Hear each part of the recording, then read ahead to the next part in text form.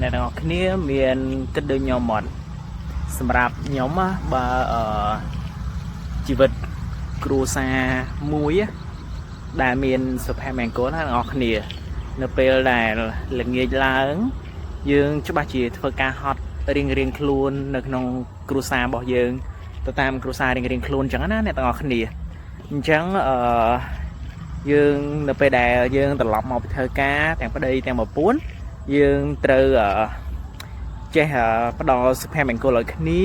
ចេះស្រឡាញ់គ្នាទៅវិញទៅមកចេះយល់ចិត្តយកទឹកចេះយកចិត្តទុកដាក់ជាមួយគ្នាចំពោះរឿងមហោវិញបើសិនជាយើងមកក្នុងពេលតែមួយយើងចែកគ្នាធ្វើទៅប្តីដាំបាយឬមួយក៏ប្រពន្ធធ្វើមហោទៅហើយមួយវិញទៀតបើសិនជាមានអ្នកណាដែលគាត់ចេញមកមុនអញ្ចឹងណាអញ្ចឹងអ្នកហ្នឹងគាត់ត្រូវធ្វើការងារផ្ទះមុននៅពេលដែលគាត់មកតាមក្រោយមកដល់គាត់ឃើញការងារផ្ទះរួចរាល់គាត់ច្បាស់ជាសប្បាយចិត្តរៀងខ្លួននេះមិនមែនជាការបង្ខិតបង្ខំទេប៉ុន្តែយើងគិតថាគឺជាសុភមង្គលគ្រួសារអ្នកនរគ្នាកុំប្រចាំប្តីឬមួយក៏ប្រចាំប្រពន្ធអញ្ចឹងណានៅពេលដែលប្តីមកមុនប្តីគិតថានឹងជាការងាររបស់មនុស្សស្រីអញ្ចឹងយើងអត់ធ្វើទេទុកការងារហ្នឹងឲ្យប្រពន្ធជាអ្នកធ្វើវិញអញ្ចឹងការគិតបែបហ្នឹងគឺខុសមែនតើអ្នកនរគ្នាអញ្ចឹងយើងត្រូវយល់ចំណុចមួយហ្នឹងដែរប្រិយគាត់ក៏ធ្វើការយើងក៏ធ្វើការអញ្ចឹងបើសិនជាអ្នកណាម្នាក់មកមុនក៏យើងធ្វើមុនទៅអ្នកនរគ្នានៅពេលដែលអ្នកមកក្រោយគឺគាត់មានអារម្មណ៍ថាសប្បាយចិត្តឬមួយក៏ស្រាលខ្លួនទៅតាមនឹងដែរហើយមួយទៀតបន្ទាប់ពីស្រស់ស្រូបអាហារជាមួយគ្រួសារហើយអីហើយមួយទៀតល្ងាចឡើងយើងគួរតែកុំបង្ងើយកន្តើយដាក់គ្នាមួយឧទាហរណ៍ថាគាត់មកលេងទូរស័ព្ទប្តីទូរស័ព្ទប្រពន្ធក៏ទូរស័ព្ទអញ្ចឹងយើងអត់មានអ្វីដែលថាទៅពិភាក្សាគ្នាត្រូវចេះនិយាយគ្នាដើម្បីអភិវឌ្ឍគ្រួសារមួយហ្នឹងនិយាយ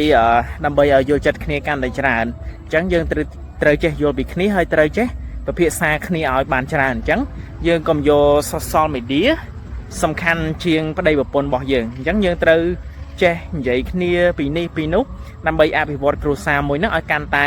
រីកចម្រើនហើយនឹងមានសុភមង្គលតទៅមុខទៀតអញ្ចឹងខ្ញុំជឿថាច្បាស់ជាគ្រួសារមួយហ្នឹងនឹងមានបន្តមានសុភមង្គលពីមួយថ្ងៃបន្តិចពីមួយថ្ងៃបន្តិចទោះបីជាស្រឡាញ់គ្នាពីមួយឆ្នាំទៅ10ឆ្នាំក៏มันអាចនឹងប្រែប្រួលដែរអ្នកនរគ្នាតែបើសិនជាយើងអត់យល់គ្នាទេអញ្ចឹងនៅពេលដែលមកពីធ្វើការប្តីទៅផឹកទៅស៊ីបាត់ដល់ពេលអញ្ចឹងប្រពន្ធនៅផ្ទះគាត់តែងតែមានទុកកង្វល់មួយបើសិនជាប្តីម្នាក់ហ្នឹងគាត់ត្រឡប់មកផឹកវិញគាត់សប្បាយចិត្តជាមួយនឹងប្រពន្ធឬមួយក៏គាត់ធ្វើល្អដាក់គាត់អត់សូវជាបញ្ហាទេប៉ុន្តែខ្ញុំលើកឡើងចំណុចខ្លះបរិះខ្លះគាត់ធ្វើបាបប្រពន្ធនេះអញ្ចឹងទៅអញ្ចឹងធ្វើឲ្យប្រពន្ធនេះគឺគាត់អត់សប្បាយចិត្តទេពីមួយថ្ងៃមានន័យថាការຕົកពីមួយថ្ងៃបន្តិចពីមួយថ្ងៃបន្តិចរហូតសន្សំខ្លាយទៅជារឿងធំដល់ថ្ងៃមួយយើងនឹងរកម្មរកូសនៅក្នុងគ្រួសារមួយនឹង